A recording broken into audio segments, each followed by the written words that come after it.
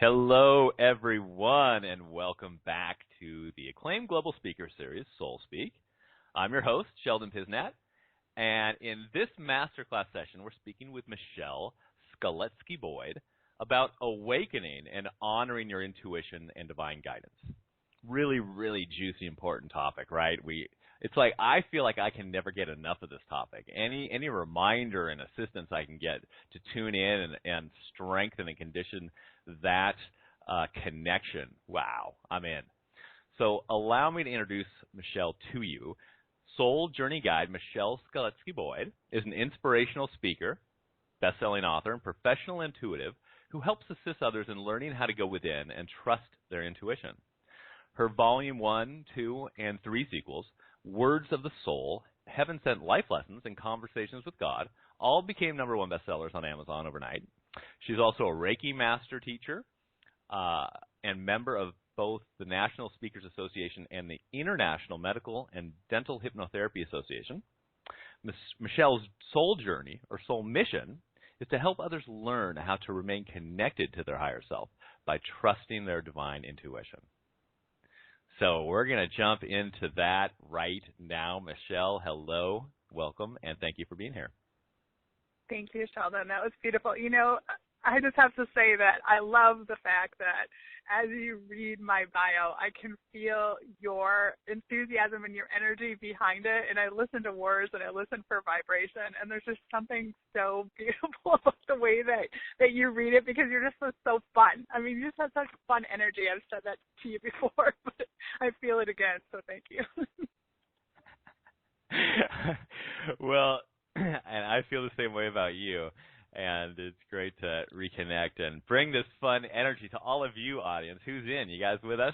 Let's awaken. Let's have fun. Let's activate our wonderful awareness of our true essence here and now. And my affirmation is for clarity for your next steps and strengthening of your intuitive connection. And that or something better for your highest good. So are you in? Just say yes if you're into that. And let's roll. So, Michelle, let's start with what is your definition of intuition? You know, I love definitions because my business is SoulFelt words. And so when you sort of gave me a heads up that I was going to be asked, I, of course, could give you my personal and maybe make a long story of it. But I always refer to Merriam-Webster's dictionary. And so when you look at the definition of intuition in the dictionary, it says keen and quick insight, direct perception of truth, independent of any reasoning process. So the topic that I chose today was Wait, could I just jump in? Yeah, just feel go like, ahead. wow, that's so powerful. Yeah. I've actually never heard Webster's definition, direct perception of truth. Boom! Yes. Man. Yes, independent of any reasoning process, which, you know, we have to bypass the critical faculty in order to connect to it. And I know that a lot of people have been, you know, kind of like a light switch on and off, and wondering, hey, where's my intuition today? What happened to it? And so I just felt like it would be a really good, powerful topic to call this, you know, like intuitive revival or to get back to the revival state, because it really has to do with restoring your consciousness and to help you tap into that direct perception of truth once again. Absolutely. And gosh, yes, we'll talk about more of this, but and the way that how bypassing that reason and rationality or irrationality and all of that stuff, how that direct perception of truth can actually give us the most fulfilling life experience available. Yes. Yeah, in fact, if you look up the word revival, it means to restore life or consciousness. Ooh. So that's what this is about, is to return ourselves back to that original state of, you know, the spirit that we are, having this experience that we call life, that, you know, the soul, that life itself is an animate existence for us as a soul. And it has everything to do with with our existence and how it is that we can simply be as we are in our truth and standing in our light. And when we do that, then we're tapped into our intuition. Now, you might have to dumb that down for me a little bit. What do you mean by we as the first part, we as souls or how you said that? I've never heard someone say it like that. It's okay. So the revival, I love looking at words, and so I'll spend hours and hours. My husband he bought me this really, really hefty dictionary. If you remember dictionaries at bookstores or like massive manuals, he bought me one that's like, it weighs, I don't know, it's quite a bit. It's pretty hefty. And so I'll spend hours and hours and hours just diving into words and what does this word mean? And then I'll just keep following the trail of it. If you look at the word revival, it says to restore life or consciousness. And if you look at the word life, it says the animate existence of an individual or of a soul, as in sometimes the soul will live on in the afterlife. And so if you're wanting to understand how can I tap into my intuition, how can I have that direct perception of truth independent of any reasoning, any process, it does require you as a soul to move into animate existence of which you are. And if you look up the word exist, it means to be. So it's simply returning back to our natural state of beingness. Mm-hmm. Yeah. Wait, sounds so simple, right?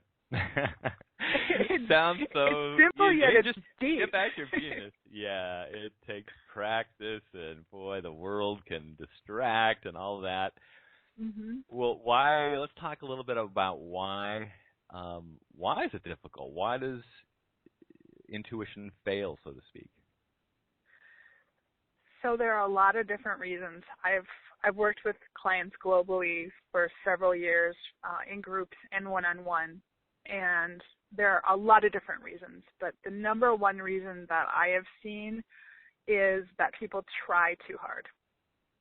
So a long time ago, I came up with this concept, and it was such a well-received concept that someone actually took it and ran with it and wrote an article on it. But I said, when we try too hard, we push and push to a point where it feels like a spiritual constipation. This is why when you're meditating, they say relax.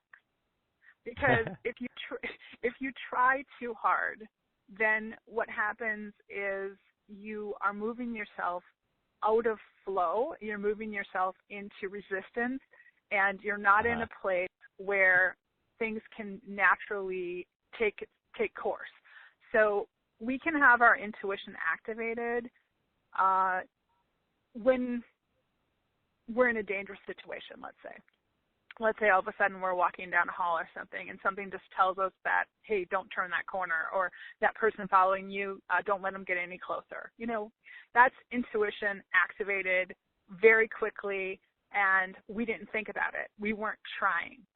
Oftentimes when someone goes into a state of meditation, they're trying, and they try too hard, and they put themselves into such a state of, I want to get it, how come it's not happening, it's not clicking, and they're pushing too hard, and you can't try hard. It's not possible. If you look up the word try and you really dive into it, the word trying implies difficulty. It's trying, it's hard.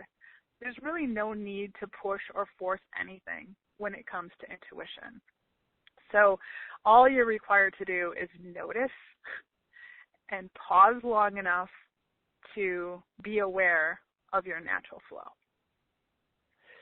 Ooh, you really do have a magic way with words. That's great. As you're sharing what you're sharing, I've never heard somebody say that about trying, and the definition, that makes so much sense. Trying is trying. It's like exhausting. And exactly. Yes, yeah, I'm gonna go meditate again and try to connect to my beingness rather than just relax into my beingness. That offers me just such a wonderful reminder. Thank you, Michelle. So makes a lot of sense. Okay, let's switch gears then and approach it another way. What are some quick tips on awakening your divine guidance? Well, you kind of mentioned some of them in terms of it takes consistency, it takes practice, right? Those are everyday things that hopefully people that are really into opening up their intuition are doing already. But as far as quick tips, just know that there's not a quick fix. Even though this is our natural birthright, a lot of us are accustomed to doing things in a way that feels unnatural. So I like to ride motorcycle. I have my motorcycle license. And people that snowmobile, and I've been on a snowmobile, there's a certain point in time where you're going around a corner and everything in you does not want to lean into the curb because you fear that is going to be, it's too easy, I'm going to fall. When in fact, that's what you're supposed to do, is lean into it. It's the same way with intuition, it's our natural birthright to lean into it. And when we take that ability and we have that courage to do it, we naturally go into flow. For those people who are listening who are pretty comfortable already with your intuition, yet you've hit a rut or what you're usually doing in terms of intuition isn't working, I can't tune in anymore, I do have a few quick tips for resetting yourself so that you can return to your own divine guidance. But I just want to mention that intuition is flow. So just like a natural river, it can travel along your stream of consciousness, yet sometimes you go to lean into it and you feel yourself being fearful and you don't just naturally move into the river. And so, you have a tendency then to lean the wrong way and then everything goes amok. And so this is about remembering that with intuition, you have to get a little creative sometimes because creativity is the key. The creative piece in us, the intuition center, is very directly tied into creativity. So it's all about turning on the feminine receptors. It's all about turning on the creativity so that you can tune into your own innate frequency. Again, this is your natural birthright. So one of the best quick tips that I can offer is to change things up. So if you normally go out in nature, because you've learned doing so brings you back in balance, but for whatever reason it's not working, or let's say there's a favorite chair that you like to sit in, or there's a yoga mat that you like to go on in a specific move that you like to put yourself in position, and it's just not happening, then the easiest thing, and I just want to walk everybody through this, is just imagine where you normally like to go to meditate, wherever that is. Some people it's on their bed, wherever it is. Just imagine that you're there right now, and for whatever reason, you're not able to tap in. Nothing's happening. A quick tip is to ask yourself, if this place wasn't here for me to go, where might I go instead? And just asking this question can give you a clue and can open up your intuitive centers, your creative receptors. It can start turning the wheel of intuition again, and then it will activate because you pause long enough to notice where you're being led next. And whatever comes in, go there because there's something there for you at that moment that you're supposed to awaken to. Sometimes we up level like anything, right? Our business, we get promoted, etc. We up level when it comes to intuition. And sometimes that old spot just doesn't work anymore. I like that. And when going back a little bit, when you were talking about leaning in, are you talking about, is that a synonym for action? Are you talking about honoring the guidance and taking the action that might be present with the intuition, or I wasn't quite sure exactly what you meant. So when you're in a state of intuition, there's a point, at least it's happened oftentimes in group or with private clients that I have, there's a point where people say they start to move into it and then something comes up for them. They wonder, I don't know if this is it. They have a fearful moment. they question themselves. It's no different than when you're on a motorcycle and you're rounding a curve, or all of a sudden you're on a snowmobile and you know, your body is telling you to lean the opposite way rather than to go into the snow, right? Because you're leaning into it. I got it. Yeah. So keep some form of leaning resistance. into it and move through it.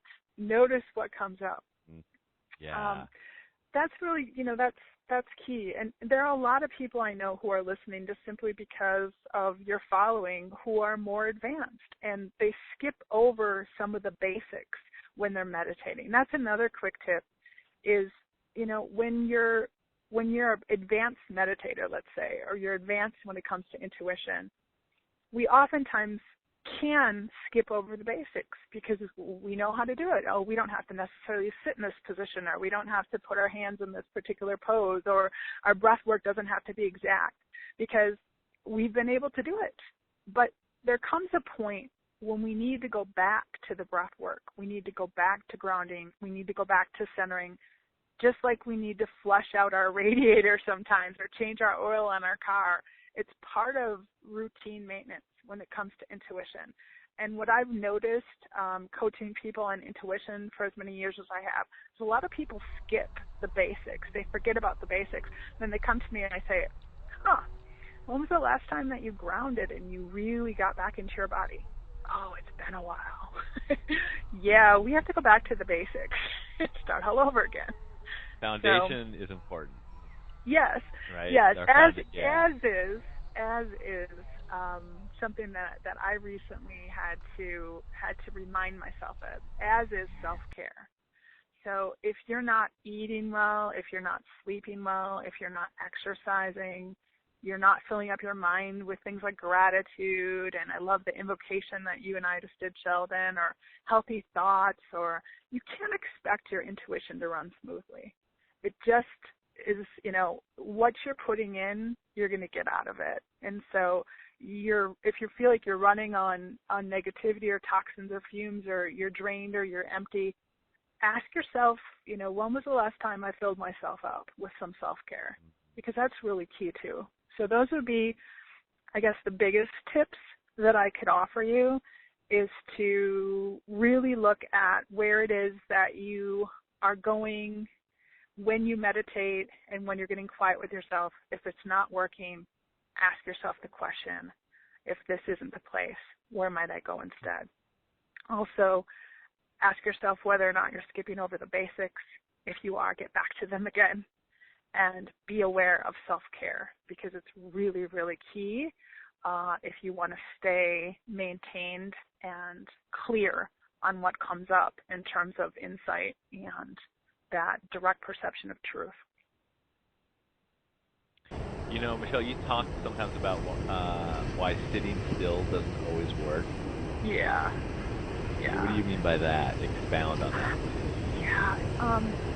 Well, when I first was learning how to meditate, it was more about the transcendental meditation where you're supposed to sit still for a long time and focus on the breath and count and all of that. It works sometimes. But when I started coaching people on intuition, I was running into people where it just wouldn't work. And I was like, there's gotta be something else. So I started really diving into it, going in and asking my spirit guides for help, like what's happening. And I kept getting pictures of people that were running, or people that were, really like athletic, they're martial artists, etc. There's some people, just like there's different learning styles, and not everybody likes to just sit and take notes and listen.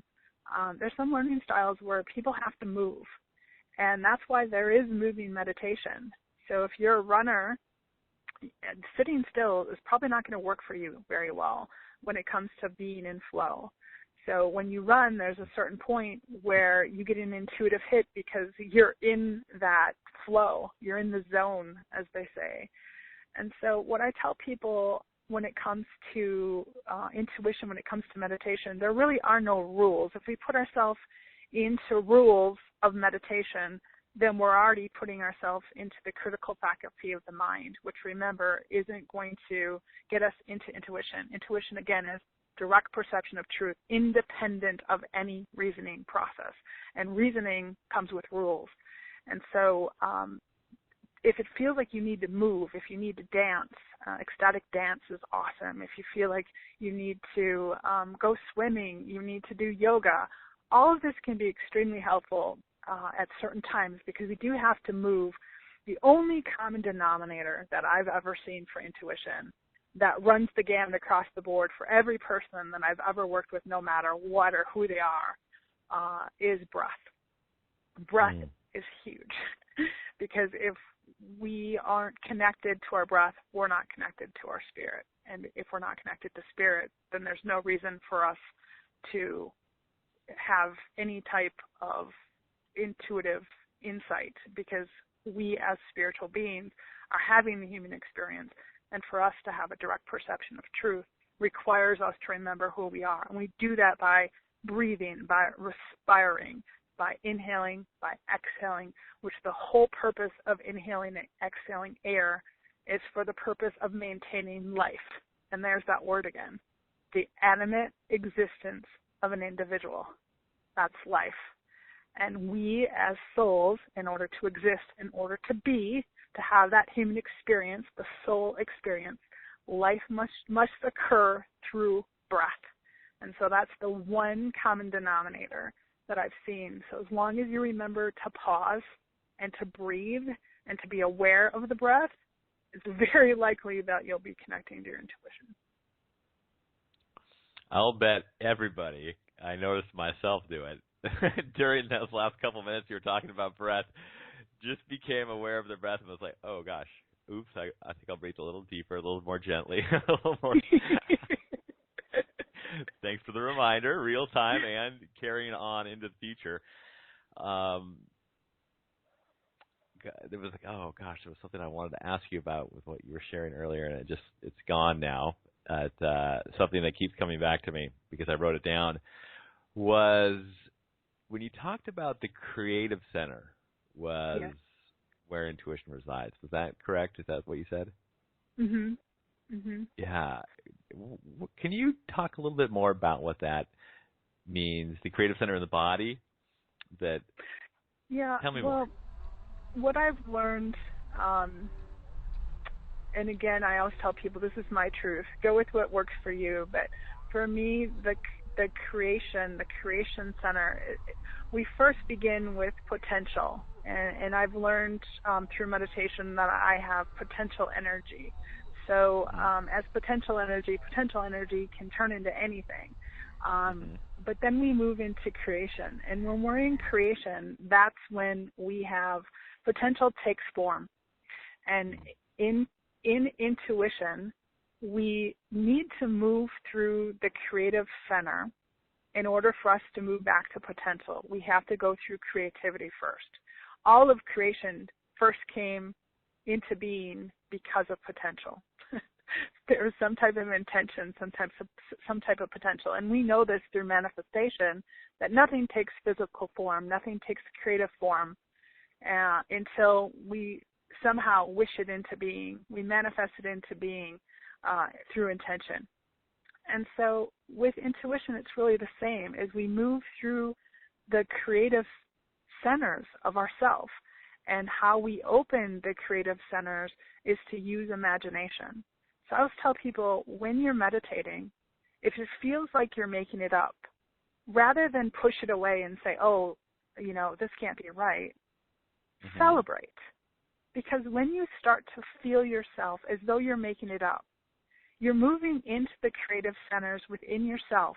By opening up the world of imagination, you then can move into intuition through the idea then that anything is open to you, because now you're in the world of potentiality. And that's what intuition is it gives us the opportunity to open up into the world of potentiality again. Because most times when we want to meditate, most times when we want to get quiet, we have a question that we're looking for. Where is my path going? Am I supposed to date this person? Should I take this job? We're asking questions. And by moving into that creative center within ourselves, some people do it by coloring.